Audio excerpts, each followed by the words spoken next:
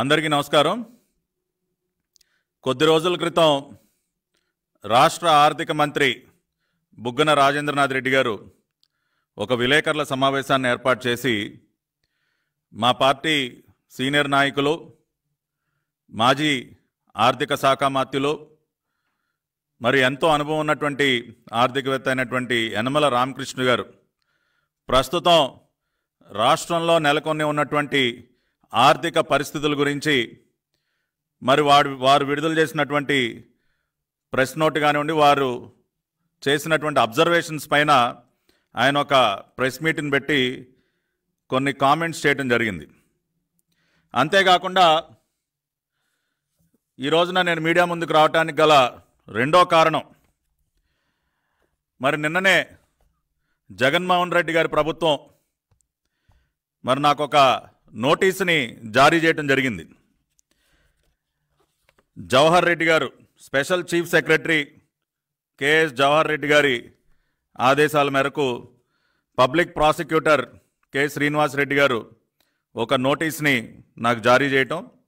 ఆ నోటీసు సారాంశం ఏంటంటే, మరి నేను గతంలో ఆధారాలతో సహా జీవో కాపీలు చేతిలో పట్టుకుని డాక్యుమెంటెడ్ ఎవిడెన్స్తో 108, 104 అంబులెన్సులకు సంబంధించి నేను కొన్ని వాస్తవాల్ని ప్రజల ముందు ఏదైతే ఉంచానో వాటికి సంబంధించి నేనంట రాష్ట్ర ప్రభుత్వానికి బహిరంగ క్షమాపణ చెప్పాలంట, లేదంటే నా పైన సివిల్ మరియు క్రిమినల్ చర్యలు తీసుకుంటారంట।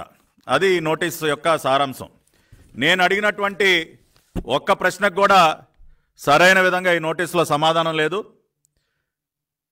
నేను అడిగినటువంటి ప్రశ్నలకి, నేను చూపించినటువంటి ఆధారాలకి సమాధానాలు చెప్పకుండా నాకేదో నోటీసు పంపిస్తే నేనేదో నోరు మూసుకుని కూర్చుంటానో, భయపడి మీడియా ముందుకు రావటం మానేస్తానో పాపం వాళ్ళు ఏదో భ్రమపడినట్టున్నారు। కానీ జగన్మోహన్ రెడ్డి గారికి, అదేవిధంగా ఈ జవహర్ రెడ్డి గారికి కానివ్వండి, వైసీపీ నాయకులు మంత్రులకి ఒకటే చెప్తా ఉన్నా, పట్టాభి అనే వ్యక్తి ఇటువంటి తాటాకు చప్పుళ్ళకి భయపడడు। మీరు నోటీసు పంపించినటువంటి మరుసటి రోజు ఉదయమే నేను మీడియా ముందుకు వచ్చి మాట్లాడుతూ ఉన్నా। మళ్ళీ మీ ఆర్థిక శాఖ మంత్రి గారు చేసినటువంటి సర్కస్ ఏదైతే ఉందో 4 రోజుల క్రితం, ఈ మధ్యకాలంలో మన ఊళ్ళలోకి సర్కస్లు రావట్లేదండి। గతంలో మనకి ఏదో జెమినీ సర్కస్ అని, జుంబో సర్కస్ అని, ఇట్లా రకరకాల సర్కస్లు వచ్చాయి। చూసి ఆ సర్కస్ల్లో బఫూన్లు రకరకాలు యాక్టింగ్ చేస్తుంటే చూసి నవ్వుకుంటూ ఉండేవాళ్ళం। ఎందుకు ఈ మధ్య సర్కస్లు రావటం ఆగిపోయాయి। ఆ లోటుని వాళ్ళ బుగ్గన గారు తీరుస్తూ ఉన్నారు। మంచి సర్కస్ షో ఒకటి ఒక 4 రోజుల క్రితం మీడియా ముందుకు వచ్చి మంచి సర్కస్ చేశారు। ఆ సర్కస్ ద్వారా, ఆ సర్కస్ చూస్తే ఎవరికైనా కూడా నవ్వు వస్తుంది। ఇంకా కూడా ఆయన చేసినటువంటి కామెడీ స్కిట్స్, ఒక 2-3 కామెడీ స్కిట్స్ ఉన్నాయి। ఆ స్కిట్స్ని మీ ముందు ఇవాళ ప్రదర్శించదలుచుకున్నాను। మన దౌర్భాగ్యం, ఇటువంటి ఒక ఆర్థిక మంత్రి మన రాష్ట్రానికి ఉండటం, ఇటువంటి ఒక ముఖ్యమంత్రి మన రాష్ట్రానికి ఉండటం, వీళ్ళ చేతుల్లో మరి మన రాష్ట్రం యొక్క ఆర్థిక వ్యవస్థని వీళ్ళ చేతుల్లో పెట్టడం అనేది నిజంగా కూడా మన దౌర్భాగ్యం। మొన్న ఆయన చెప్తారు, బుగ్గన గారు ప్రెస్ మీట్ ప్రారంభంలోనే యనమల రామకృష్ణ గారి ఫోటో ఫైల్లో పెట్టుకుని వచ్చారండి। ఫైల్లో పెట్టుకుని వచ్చి ఆ ఫోటోని చూసి తెగ ఈర్షపడిపోతూ ఉన్నాడు ఆయన।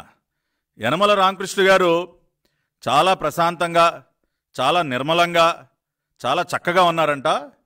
ప్రతిపక్షంలోకి వచ్చిన తర్వాత కూడా ఆయన మొహంలో ఉన్నటువంటి నిర్మలత్వం ఏమాత్రం తగ్గలేదంట। అది చూసి ఆయన ఈర్షపడిపోతూ ఉన్నాడు। ఒకసారి ఆ బుగ్గన గారి ఫోటో చూపించు బాబు। ఇది మన ఆర్థిక మంత్రి బుగ్గన రాజేంద్రనాథ్ రెడ్డి గారి ఫోటో। చూసారు కదా ఎంత గొప్పగా ఉందో। అంటే పాపం ఆయనకి ఈర్ష దేనికంటే, ఈయన చేత పాపం ముఖ్యమంత్రి గారు ప్రతిరోజు కూడా పదే అబద్ధాలు చెప్పించి పాపం బుగ్గన గారు బుగ్గలు జారిపోతూ ఉన్నాయి రోజు రోజుకి। ఆ బుగ్గలు జారిపోవటం వల్ల తెగ కామెడీగా కనపడుతూ ఉన్నాడు ఈ రోజున। మరి సాధారణంగానే యనమల గారిని చూస్తే ఈర్ష్యగానే ఉంటుంది, ఎందుకంటే యనమల గారు ఎప్పుడు కూడా అబద్ధాలు చెప్పరు కదా। ఆయన చక్కగా నిర్మలంగా, చక్కగా చూడటానికి చూసిన వెంటనే ప్రశాంతమైనటువంటి వదనంతో చాలా చక్కగా ఉంటారు। మీలాగా బొగ్గలు జారిపోయి, ఎందుకంటే పాపం మీ బాధలు, మీ అవస్థలు ఎవరికి తెలియవండి। ఏదో మొన్నేదో తిరువల్లువారి గారి పద్యాలు కూడా చదివి వినిపిస్తూ ఉన్నారండి. అయ్యా బుగ్గన గారు, ఆ తమిళ పద్యాలు మాకు అర్థం కావు, కానీ చక్కగా నేను ఒక వేమన పద్యాన్ని మీకు చదివి వినిపిస్తా. తెలుగు భాష మన మాతృభాష, చక్కగా మనం ఒక వేమన పద్యాన్ని మనం విందాం ఇప్పుడు. నిజములాడునతడు నిర్మలుండయుండు, నిజములాడునతడు నిర్మలుండయుండు, నిజములాడునతడు నీతిపరుడు, నిజములాడునతడు నీతిపరుడు, నిజము పల్కకున్న నీచ దుర్మార్గంబు, నిజము పల్కకున్న నీచ దుర్మార్గంబు విశ్వదాభిరామ వినురవేమ. వేమన గారు పాపం గతంలోనే నీలాంటి వాడు అవస్థల్ని అర్థం చేసుకుని భవిష్యత్తులో నీలాంటి వాడు ఒకటి ఇట్లా పాపం నిర్మలంగా ఉన్నటువంటి వ్యక్తుల ఫోటోలు తీసుకొచ్చి ఇట్లా కుళ్ళుకుంటూ ఉంటారని చెప్పి ఆయన ముందే ఊహించాడు. పాపం ఊహించి మీకోసం ఈ పద్యం రాశారు సార్ బుగ్గన గారు. నిజములాడునతుడు నిర్మలుండయుండు అంటే ఏంటి అర్థం? యనమల రామకృష్ణ గారు ఎప్పుడు కూడా నిజాలు మాట్లాడతారు కాబట్టి చక్కగా నిర్మలంగా ఉంటారు. ఆయన మీలాగా బొగ్గలు జారిపోయో చెమట్లు గారుకుంటాను ఉండరండి. యనమల గారు ఎప్పుడు కూడా చక్కగా నిజాలు చెప్తారు కాబట్టి నిర్మలంగా ఉంటారు. నిజములాడునతడు నీతిపరుడు, యనమల గారు ఎప్పుడు నిజాలు చెప్తారు కాబట్టి ఆయన మీద ఇప్పటి వరకు ఒక్క అవినీతి మచ్చ కూడా లేదండి. నీతివంతమైనటువంటి వ్యక్తి యనమల గారు. నిజము పలకకున్న నీచ దుర్మార్గంబు, ఇది మీకు వర్తిస్తుంది. నిజాలు పలకపోవటం అనేది ఒక నీచమైనటువంటి దుర్మార్గం. విశ్వదాభిరామ వినురవేమ. కాబట్టి మీరు ఈ పద్యాన్ని బాగా అర్థం చేసుకుని ఇప్పటికైనా అసలు విషయం తెలుసుకోండి.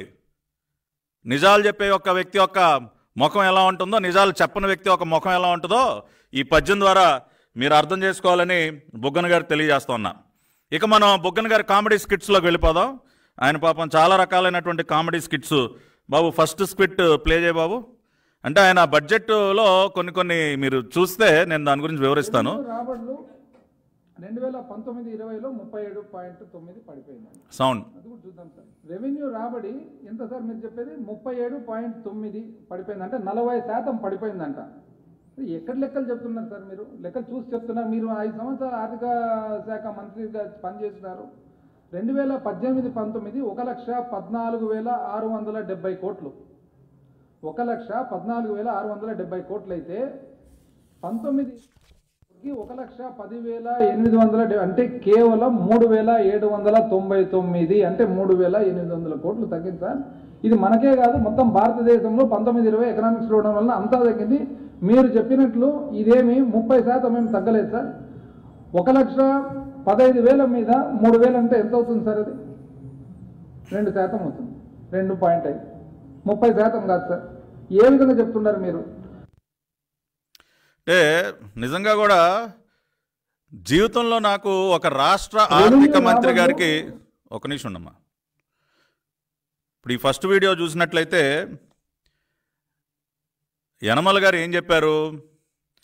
రాష్ట్ర ఆదాయం 37.9% పడిపోయిందని చెప్పి యనమల గారు ఆయన చెప్పడం జరిగింది.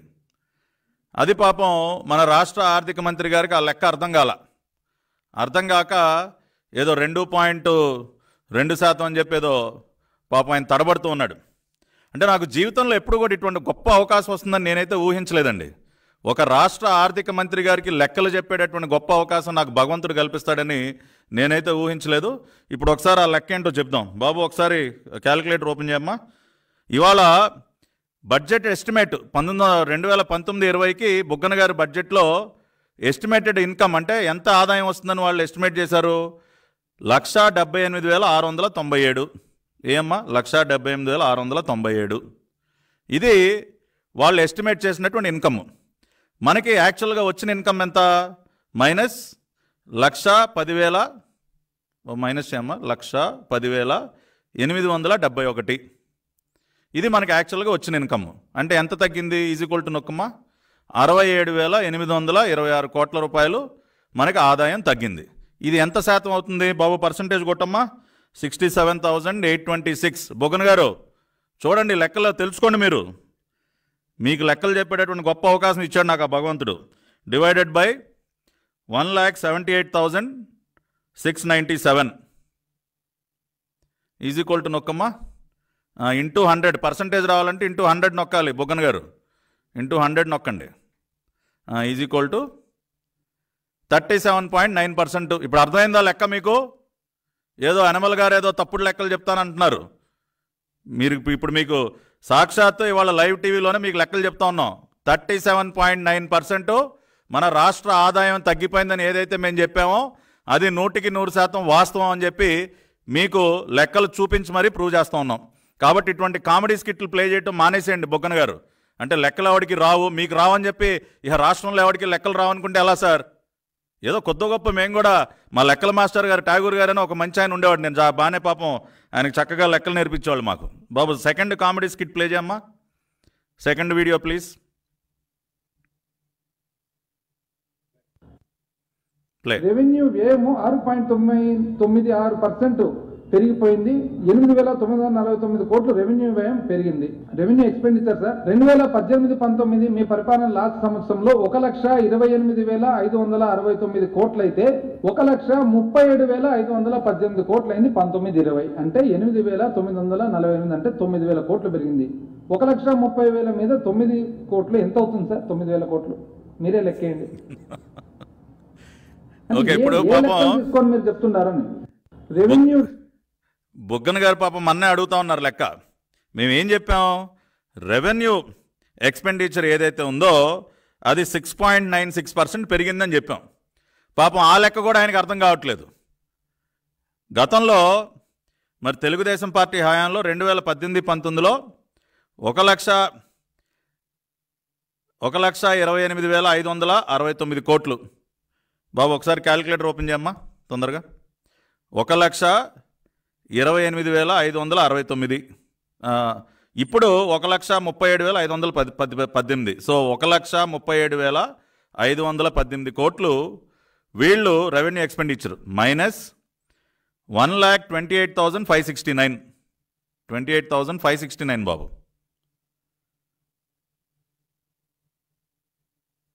$1,28,569.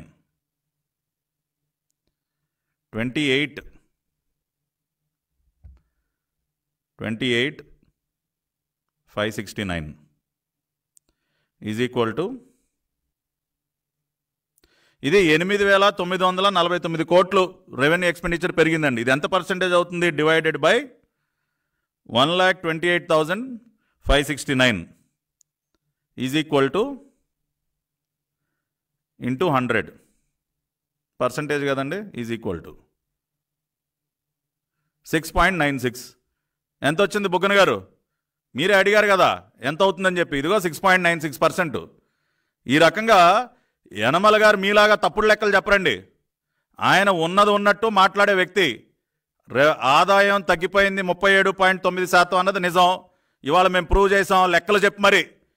అదేవిధంగా రెవెన్యూ ఎక్స్పెండిచర్ 6.96% పెరిగింది అన్నది కూడా లెక్కలు చెప్పి మరీ ప్రూవ్ చేస్తూ ఉన్నాం. దీన్ని బట్టి మీరు భవిష్యత్తులో ఈ కామెడీ స్కిట్లు చేయటం మానేసేయండి దయచేసి. థర్డ్ కామెడీ స్కిట్ ప్లే చేయమ్మా.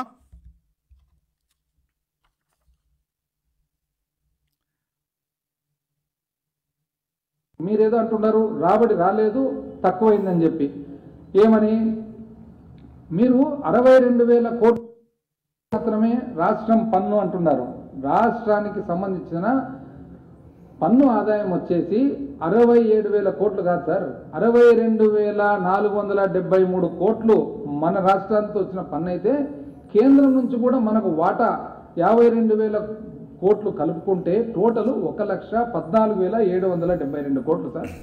మీరు చెప్పిండే తప్పు. మీరు 67,000 కోట్లు అంటున్నారు. కాదు, రాష్ట్రానికి వచ్చిన మొత్తము పన్ను ఆదాయం అంతా కలిసి 1,14,000 కోట్లు సార్. మీరేదో ఓకే. ఇప్పుడు పాపం ఆయన అబద్ధాలు చెప్పే వ్యక్తి కండి తత్తరపాటు ఉంటుంది, ఒక రకమైనటువంటి కంగారు ఉంటుంది. కాగితంలో ఏం చూసి ఏం చదువుతున్నావు కూడా పాపం వాళ్ళు ఆలోచించే టైం ఉండదు. ఎందుకంటే వాళ్ళకి తెలుసు మనం అబద్ధాలు చెప్తున్నాము. ఆ తత్తరపాటు ఆ కంగారులో పాపం 1,14,670 కోట్లు అని చెప్పి ఏదైతే రెవెన్యూ రెసిట్స్ ఏదైతే చెప్తా ఉన్నారో పాపం బుగ్గన గారు, మీరు తొందరలో 2018-19 మా ప్రభుత్వ హయాంలో వచ్చినటువంటి ఆదాయం చెప్తున్నారు సార్. మీరు 2018-19 లెక్కలు మీరు చెప్పింది, మా ప్రభుత్వంలో వచ్చినటువంటి ఆదాయం చదివేశారు మీరు.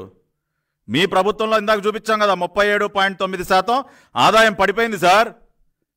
మీరు తొందరపాట్లో ఎవరికి చదివేస్తున్నారో ఏం చెప్తున్నారో, ఒకసారి 67,000 అన్నారు, ఒకసారి 62 అన్నారు, చివరికి అడి తిప్పి 2018-19లో వచ్చినటువంటి 1,14,000 కోట్ల రూపాయల ఆదాయాన్ని మీ ప్రభుత్వంలో వచ్చినట్టు చదివేస్తా ఉన్నారు.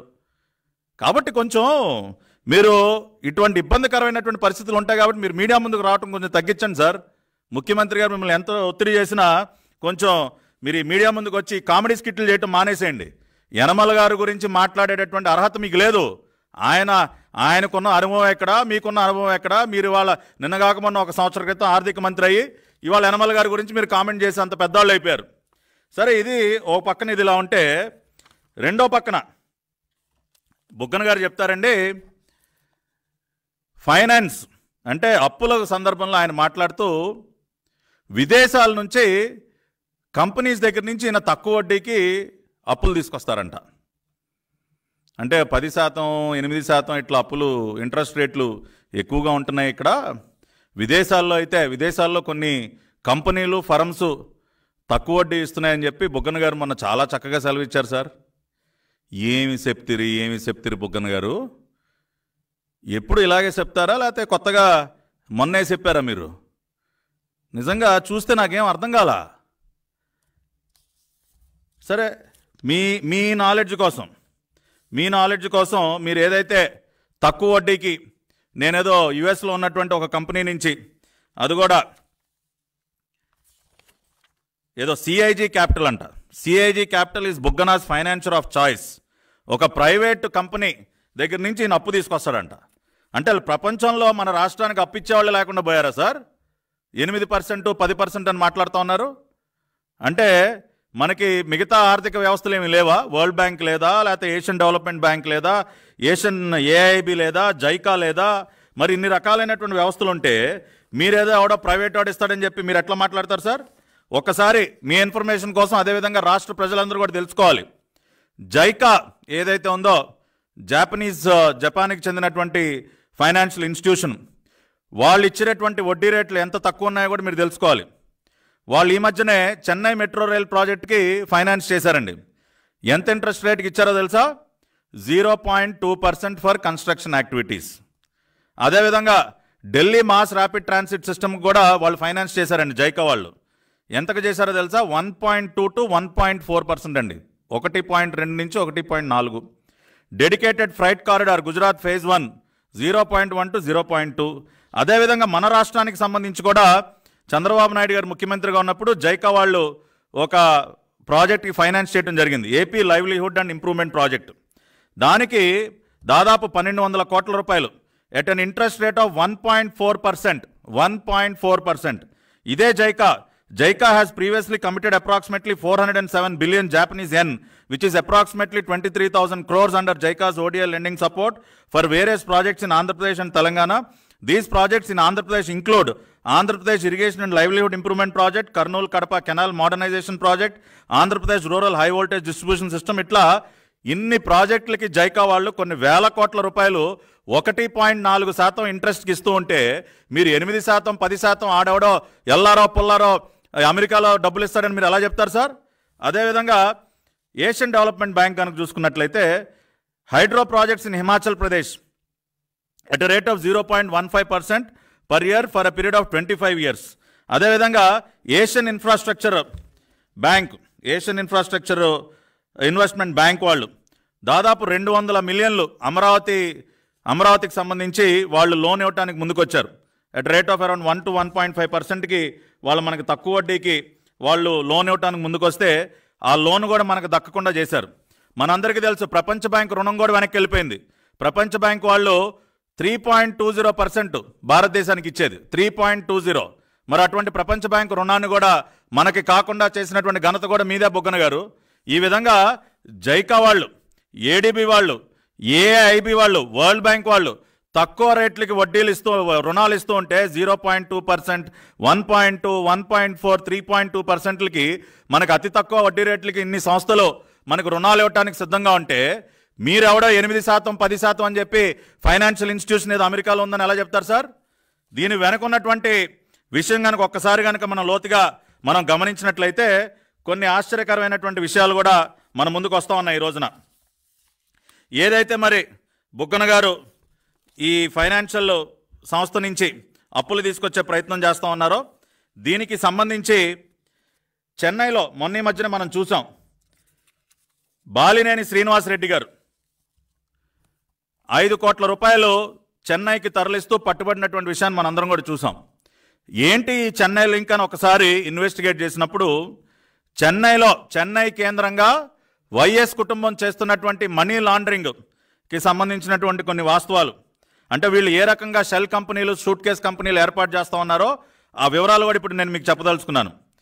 ఫారెక్స్ అంటే ఒకే అడ్రస్ మీద వీళ్ళు 4 కంపెనీలు ఓపెన్ చేశారండి. ఒకే అడ్రస్ మీద. First floor Viswanathan street, Aryapuram, Chennai. Forex Impex private limited, 4S Exim India private limited, Quana Exim private limited, work easy space solutions private limited అనే ఒక 4 సంస్థల్ని ఒకే అడ్రస్ పేరు మీద, first floor Viswanathan street, Aryapuram, Chennai పేరు మీద 4 సూట్ కేస్ కంపెనీలని వీళ్ళు ఓపెన్ చేయడం జరిగింది. ఈ కంపెనీల్లో ఉన్నటువంటి డైరెక్టర్ల పేర్లు చూస్తే ఫారెక్స్ ఇంపెక్స్ ప్రైవేట్ లిమిటెడ్లో ఏదుగూరి సందింటి సునీల్ రెడ్డి, అంటే వైఎస్ సునీల్ రెడ్డి అంటే మన రాజశేఖర రెడ్డి గారి అన్న జార్జ్ రెడ్డి గారి అబ్బాయి, YS Bharathi Reddy. Quana Exim private లిమిటెడ్లో directors YS Anil Reddy, YS Malini Reddy, wife of YS Anil Reddy. 4S Exim India private limited YS Anil Reddy, YS Malini Reddy. అదేవిధంగా వర్క్ ఈజీ స్పేస్ సొల్యూషన్స్, ఈ కంపెనీ అయితే మొన్న ఈ మధ్యనే 20th సెప్టెంబర్ 2019 ఓపెన్ చేశారండి. వైఎస్ అనిల్ రెడ్డి, వైఎస్ సునీల్ రెడ్డి డైరెక్టర్స్గా వర్క్ ఈజీ స్పేస్ సొల్యూషన్స్ అనే కంపెనీ. అంటే 4 సూట్ కేస్ కంపెనీలు మీరు ఒకే అడ్రస్ మీద మీ పెదనాన్నగారి బిడ్డలు, అదేవిధంగా భారతి గారి పేరు మీద మీరు డైరెక్టర్లుగా ఎందుకు ఈ కంపెనీలు ఓపెన్ చేశారని అడుగుతా ఉన్నా నేను.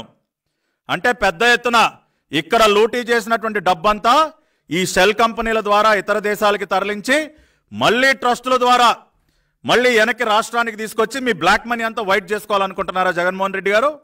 అందుకనే నా బుగ్గన గారు వెళ్ళి మొన్న ఆర్థిక మంత్రి గారిని, నేనెవడో ఎల్లయ్యో పుల్లయ్యో మాకు అమెరికాలో ఒక ట్రస్ట్ ఉంది, వాళ్ళు ఏదో తక్కువ వడ్డీకి ఇస్తారు అంటే వరల్డ్ బ్యాంకులు, ఏషియన్ డెవలప్మెంట్ బ్యాంకులు, జైకాల్ అన్ని పక్కన పెట్టేసి మీ బ్లాక్ మనీని ఈ సూట్ కేస్ కంపెనీల ద్వారా ఇతర దేశాలకు తరలించుకుని వాటి ద్వారా మళ్ళీ వెనక్కి తెచ్చుకోవడం కోసం చెన్నైలో ఒకే అడ్రస్లో మీరు 4 కంపెనీలు ఓపెన్ చేస్తారా? ఏంటండి ఈ కంపెనీలు భాగవతం ఏంటి? ఎందుకు ఓపెన్ చేయాల్సి వచ్చింది మీరు ఈ 4 కంపెనీలు? దానిలో డైరెక్టర్లు ఏమో మళ్ళీ మీ సొంత పెదనాన్నగారి బిడ్డలు. ఇది కాకుండా మళ్ళీ ఊరుకో ప్యాలెస్ ఉంది వీళ్ళకి. ఇవి చాలదన్నట్టు మళ్ళీ చెన్నైలో కూడా దాదాపు 100 కోట్ల రూపాయలతో అక్కడ పెద్ద ప్యాలెస్ ఆల్రెడీ లోటస్ పాండ్ అయిపోయింది, తాడేపల్లి అయిపోయింది, బెంగళూరు ప్యాలెస్ అయిపోయింది, ఇడుపులపాయ అయిపోయింది. ఇప్పుడు మళ్ళీ చెన్నైలో ఒక ప్యాలెస్ నిర్మాణం. అంటే ప్యాలెస్లో ఏమన్నా నేలమాలిగలు, బంకర్లు ఏమన్నా తయారు చేస్తున్నారా? కంటైనర్లు ఇక్కడి నుంచి డబ్బులు తోలి అక్కడి నుంచి మళ్ళీ విదేశాలకు పంపించడానికి ఒక ప్యాలెస్, మళ్ళీ 4 సూట్ కేస్ కంపెనీలు. కాబట్టి ఈ విధంగా రాష్ట్ర ప్రజలందరూ అర్థం చేసుకోండి. సూట్ కేస్ కంపెనీలు, షెల్ కంపెనీలు ఏర్పాటు చేసి ఒకే అడ్రస్లో 4-5 కంపెనీలు ఏర్పాటు చేసి మెడ్రాస్లో, ఈ మెడ్రాస్కి ఎందుకు వీళ్ళు కోట్లాది రూపాయలు తరలిస్తూ ఉన్నారో ఈ రోజున బుగ్గన గారు ఢిల్లీ వెళ్ళి అమెరికాలో ఉన్నటువంటి ఒక ట్రస్టు రాష్ట్రానికి అప్పు ఇవ్వడానికి సిద్ధంగా ఉందని ఎందుకు చెప్పారో అంటే వీళ్ళ డబ్బునే వీళ్ళు రూట్ చేసుకోవటం. మనీ లాండరింగ్ వీళ్ళకేం కొత్త కాదండి. గతంలో వీళ్ళు ఓపెన్ చేసినటువంటి అనేక సూట్ కేస్ కంపెనీలు, షెల్ కంపెనీలోకి మనీ లాండరింగ్ ద్వారా ఎంత పెద్ద ఎత్తున డబ్బులు తీసుకొచ్చారో మనం చూసాం. విజయసాయి రెడ్డి గారి పనే అది కదా, మన ఏటూ గారి పని. ఇవాళ అంతర్జాతీయ కోర్టులో కేసులు ఎందుకు ఉన్నాయండి? మారిషస్ ప్రభుత్వం ఎందుకు కేసు ఫైల్ చేసింది? మనీ లాండరింగ్ గురించి కాదా? మొన్న నిమ్మగడ్డ ప్రసాద్, రసలాల్ ఖైమా పరిస్థితి ఏంటి? వ్యాన్ పిక్లోకి ఆ రోజున మీ తండ్రి గారు ముఖ్యమంత్రిగా ఉన్నప్పుడు వ్యాన్ పిక్లో కూడా ఇదే విధంగా తీసుకొచ్చారు కదా డబ్బు. రసలాల్ ఖైమా నుంచి తీసుకొచ్చి వాళ్ళను మోసం చేసి నిమ్మగడ్డ ప్రసాద్ సర్బియాలో అరెస్ట్ చేసి, ఎవరికి తెలియదు సార్ ఈ భాగవతాలన్నీ. అంటే మీకేదైతే అలవాటైన పని ఏదైతే ఉందో మనీ లాండరింగ్ వ్యవహారంలో మీరు బాగా ఆరితేరిపోయారు కాబట్టి ఈ విధంగా ఇక్కడ దోచుకున్న డబ్బుని ఇతర దేశాలకి తరలించి మళ్ళీ దానినే ట్రస్ట్ రూపంలో మళ్ళీ వెనక్కి రాష్ట్రానికి తీసుకొచ్చి వైట్ చేసుకుని మళ్ళీ ఇక్కడ ప్రాజెక్ట్ ఫండింగ్ పేరుతో మీ డబ్బును మీరే వైట్ చేసుకుని మళ్ళీ మీరు ఆ రకంగా డబ్బులు సంపాదిస్తున్నటువంటి మాట వాస్తవం కాదా అని చెప్పి నేను జగన్మోహన్ రెడ్డి గారిని అడుగుతా ఉన్నా. కాబట్టి ఈ విషయాలన్నీ కూడా ప్రజలందరూ అర్థం చేసుకోవాలి. అదేవిధంగా అప్పుల గురించి మాట్లాడారు. ఇక్కడంతా మనకి అప్పులు ఇచ్చేవాళ్ళు చాలక మళ్ళీ ప్రైవేట్ ట్రస్ట్ నుంచి అప్పులు తీసుకురావడమే కాకుండా గత ప్రభుత్వాలు ఏదో భారీ ఎత్తున అప్పులు చేసాయంట, చాలా బిల్లులు పెండింగ్ పెట్టేశాయంట. అందుకని వాళ్ళ ఆర్థిక వ్యవస్థ అంతా కుప్పకూలిపోతా ఉందంట. ఇది బుగ్గన గారు 2019లో ఆయన బడ్జెట్ స్పీచ్. దానిలో ఆయనే చాలా స్పష్టంగా పారా నంబర్ 9లో 1,30,654 కోట్లు రాష్ట్ర విభజన సమయానికి 2014లో 1,30,654 కోట్ల రూపాయలు అప్పుందని మీరు ఒప్పుకున్నారు కదా. 2019కి 2,58,928 కోట్లకి అది చేరుకుందని మీరు ఒప్పుకున్నారు కదా. అంటే 5 సంవత్సరాల కాలంలో 1,28,274 కోట్లు, అంటే 25,654 ఆన్ అన్ యావరేజ్. 5 సంవత్సరాల కాలంలో 1,28,000 కోట్లు అంటే సంవత్సరానికి 25,654. బిల్లులు పెండింగ్ కొన్ని 50,000 60,000 కోట్ల రూపాయలు బిల్లు పెండింగ్లు ఉన్నాయంట. మీరే అదే బడ్జెట్ స్పీచ్లో పారా నంబర్ 9లో 18,000 కోట్ల రూపాయలు మాత్రమే బిల్స్ పెండింగ్ ఉన్నాయని చెప్పిన మాట వాస్తవం కాదా? అంటే మీ ఇష్టానుసారం ఈ సంవత్సరం బడ్జెట్ స్పీచ్కి వచ్చేసరికి 18,000 బిల్లులు పెండింగ్లు కాస్త 60,000 అయిపోతాయి. అంటే మీరే 18,000 అంటారు, మీరే 60,000 అంటారు. ఏది నమ్మాలి సార్? అంటే మీ ఇష్టమేనా? చేతిలో కాగితం పెన్ను ఉంది కదా అని చెప్పి మీ ఇష్టానుసారం దొంగ లెక్కలు రాసేయటమేనా? ఆ రోజున మేము 5 సంవత్సరాల కాలంలో 1,28,000 కోట్ల రూపాయలు మాత్రమే మేము అప్పు తీసుకొస్తే ఇవాళ మీరేం చేస్తూ ఉన్నారండి? మొన్న ఆర్బీఐ వాళ్ళ రిపోర్ట్ ఇది. AP at third spot in raising loans reveals RBI data. The report stated that when compared with 2018-19, the AP gross borrowings increased by 42.10% and net borrowings increased by 42.47%. AP was ranked 6th in the tally of highest borrowings in 2019-20. It has now jumped to number 3. అంటే మీ హయాంలో 3వ స్థానానికి చేరుకుంది sir అప్పులు తీసుకోవటంలో, బారోయింగ్స్లో. ఇది మీ యొక్క గొప్ప పనితీరు. అప్పులు చేయటంలో మీరు ఎంత వేగంగా అభివృద్ధి చెందుతా ఉన్నారో అర్థమవుతా ఉంది. అంతేకాకుండా కేర్ రేటింగ్స్ గురించి కూడా మీరు వినే ఉంటారు కదా బుగ్గన గారు. కేర్ రేటింగ్స్ వాళ్ళు ఎంత గొప్పగా చెప్తా ఉన్నారంటే మన రాష్ట్రం గురించి. జూలై 15, 2020 రిపోర్ట్ అండి ఇది, కేర్ రేటింగ్స్. దానిలో వాళ్ళు top 10 states with highest out standing debt in financial year 20. దానిలో మనం 3,40,000 కోట్ల రూపాయలతో 6వ స్థానంలో ఉన్నాం మొత్తం ఓవరాల్గా చూసుకుంటే. అదేవిధంగా డెట్ టు జీడిపి రేషియో చూసుకుంటే మనం 34.6%. రాష్ట్ర చరిత్రలో ఎప్పుడు లేదండి. 34.6%. భారతదేశంలోనే మనం 5వ స్థానంలో ఉన్నాం. మన పైన ఏం రాష్ట్రాలు ఉన్నాయో తెలుసా? అరుణాచల్ ప్రదేశ్, మణిపూర్, నాగాలాండ్. అంటే నార్త్ ఈస్ట్లో ఉన్నటువంటి చిన్న రాష్ట్రాలతో పాటు మనం ఉన్నాం సార్. 34.6% ఇవాళ debt to GDP ratio. Bihar కానీ మిగతా అన్ని రాష్ట్రాలు కానీ మా పొరుగునున్నటువంటి అనేక రాష్ట్రాలు మనకంటే తక్కువ ఉంటే మనం మాత్రం చాలా గొప్పగా మీరు ఏదో డెట్ టు జీడిపి రేషియో గురించి మాట్లాడుతూ ఉన్నారు కదా సార్. తెలుగుదేశం పార్టీ హయాంలో 27% ఉంది, 28% ఉందని. మరి మీరు చేసినటువంటి ఘనకార్యం ఏంటి సార్? 34.6%. దేశంలోనే 5వ స్థానంలో నిలబెట్టారు మీరు తీసుకెళ్ళి. ఇది మీరు చేసినటువంటి ఘనకార్యం. 3,41,270 కోట్లు projected debt, out standing debt 3,41,270. అంటే ఎక్కడ 2,58,000, ఎక్కడ 3,40,000. అంటే ఒక్క సంవత్సరంలోనే 80,000 కోట్ల రూపాయలు అప్పు తీసుకొచ్చి మన నెత్తిన పడేలేదా మీరు? మేము 5 సంవత్సరాల కాలంలో 1,28,000 కోట్ల రూపాయలు అప్పు చేస్తే మీరు ఒక సంవత్సరంలో కేర్ రేటింగ్స్లో క్లియర్గా మీకు రిపోర్ట్ కావాలంటే చదువుకోండి మీరు. కేర్ రేటింగ్స్ డేటెడ్ జూలై 15, 2020 రిపోర్ట్లో చాలా క్లియర్గా మన డెట్ టు జీడిపి రేషియో కానీ మన అవుట్ స్టాండింగ్ డెట్ గురించి ఇక్కడ టేబుల్ వేసి చూపించారు. ఏం సమాధానం చెప్తారు దీనికి? మీరు ఇవాళ అప్పుల గురించి మాట్లాడతారా? అప్పుల ఊపులో ముంచేశారు రాష్ట్రాన్ని.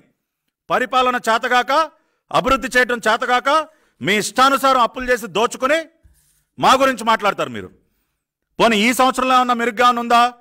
ఈ సంవత్సరంలో 2021 ఫస్ట్ క్వార్టర్లో 17,000 కోట్ల రూపాయలు అప్పుడే market borrowing from 7th April to 7th July 17,000 crores 3వ స్థానంలో. ఆర్బీఐ రిపోర్ట్ కూడా ఇచ్చింది కదండి, 3వ స్థానం. పోయిన సంవత్సరం కంటే ఇంకా మితిమీరి ఈ విధంగా ఇంత గొప్ప ఘనకార్యాలు చేస్తూ మీరు ఈ రోజున ఆర్థిక వ్యవస్థ గురించి మాకు పాఠాలు నేర్పిస్తారు. డబుల్ డిజిట్ జీడిపి గ్రోత్ లేదా? ఇది మినిస్ట్రీ ఆఫ్ స్టాటిస్టిక్స్ వారి రిపోర్టు. దానిలో చాలా క్లియర్గా జీడిపి గ్రోత్ రేటుకి సంబంధించి 2014-15 నుంచి 2014-15 13%, 13.08, 2015-16 15.10, 2016, 17 13.27, 2017, 18 15.89, 2018, 19 ఇంకా ఫైనలైజ్డ్గా ఫిగర్స్ రాలేదు, ప్రొవిజనల్ ఫిగర్స్ అని మీరే చెప్పారు. ఈ విధంగా ప్రతి సంవత్సరం కూడా డబుల్ డిజిట్ గ్రోత్ రేట్ మీరు రిజిస్టర్ చేస్తూ ఉంటే మినిస్ట్రీ ఆఫ్ స్టాటిస్టిక్స్ వాళ్ళ వెబ్సైట్లో ఉంది, తీసుకోండి వెళ్ళి రిపోర్టు. 5 years యావరేజ్ చూసుకున్నా కూడా we have recorded double digit growth rate. ఇవాళ మీకు సాధ్యం కావట్లేదు అది. ఒక్క పెట్టుబడి అయినా తీసుకొచ్చారు ఇవాళ మీరు. పర్ క్యాపిటల్ ఇన్కమ్ గురించి మాట్లాడతారు. ఏం సాధించారు సార్? తెలుగుదేశం పార్టీ హయాంలో మేము అధికారంలోకి వచ్చే సమయానికి 82,870 per capital income of Andhra Pradesh. విభజన సమయంలో అంత ఇబ్బందుల్లో ఉండి కూడా 82,870 నుంచి 151,173కి పెంచాం. ఆల్మోస్ట్ డబుల్ చేసాం మేము పర్ క్యాపిటల్ ఇన్కమ్ని. వెళ్ళి చూసుకోండి మినిస్ట్రీ ఆఫ్ స్టాటిస్టిక్స్ వెబ్సైట్లోకి వెళ్ళి.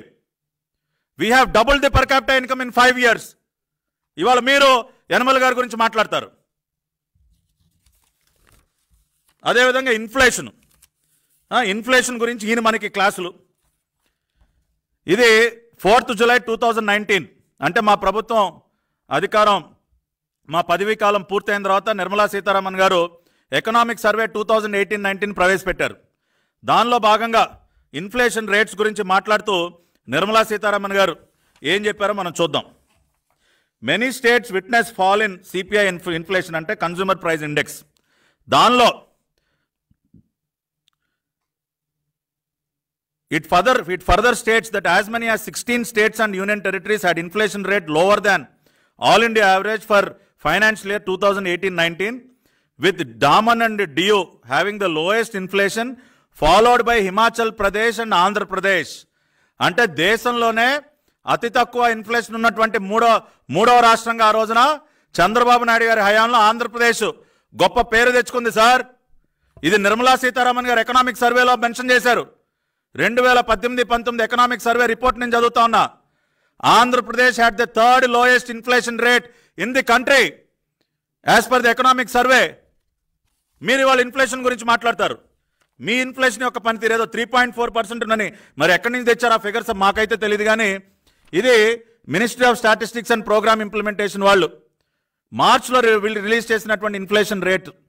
దానిలో కనుక చూసినట్లయితే Andhra Pradesh 5.20%, 5.20, whereas Bihar is at 4.65, Chhattisgarh at 4.19.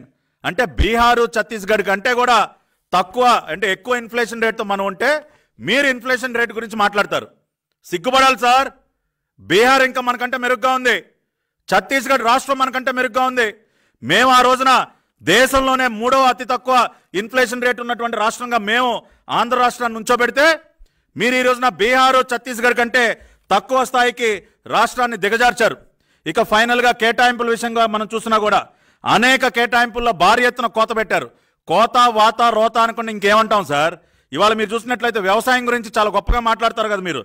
వ్యవసాయం సంబంధించి మీరు 19-20లో 20,677 కోట్ల రూపాయలు మీరు కేటాయిస్తే మీరు ఖర్చు పెట్టింది 6,600 కోట్లు, నాట్ ఈవెన్ 30%.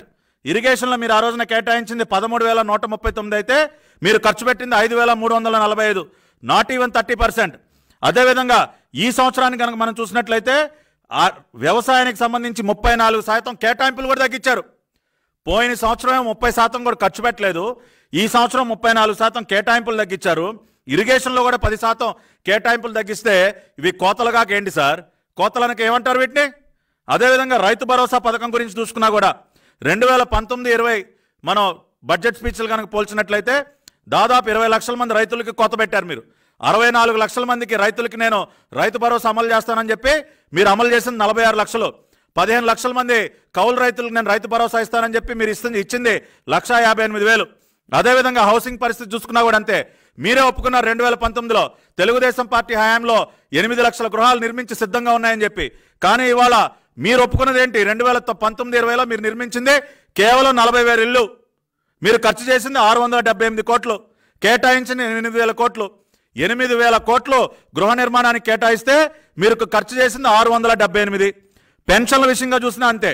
65 సంవత్సరాల నుంచి 60 సంవత్సరాలు తగ్గిస్తున్నామని చెప్పి 65 లక్షల మందికి మేము పెన్షన్లు ఇస్తామని చెప్పి మీరు పెన్షన్లు ఇచ్చింది 55,99,000 మందికి. అంటే 10 లక్షల మందికి పెన్షన్లు ఎగ్గొట్టారు కదా. ఈ సంవత్సరం పెన్షన్ ఎందుకు పెంచలేదు సార్? మీరు ప్రతి సంవత్సరం 250 రూపాయలు పెంచుకుంటూ పోతా ఉన్నారు కదా. ఈ సంవత్సరం 2500 ఎందుకు అవ్వలేదు? 2250, 2500 పెంచకుండా ఎందుకు కాలయాపన చేస్తూ ఉన్నారు మీరు? అదేవిధంగా జగనన్న వసతి దీవెన 15 లక్షల మంది విద్యార్థులు కవర్ చేస్తానని 12 లక్షలు కోత పెట్టారు.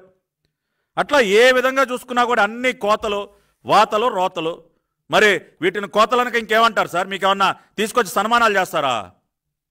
కాబట్టి ఈ విధంగా పూర్తిగా ఆర్థిక వ్యవస్థని సర్వనాశనం చేసి ఇవాళ మీరు యనమల రామకృష్ణ గారి గురించి మాట్లాడతారు.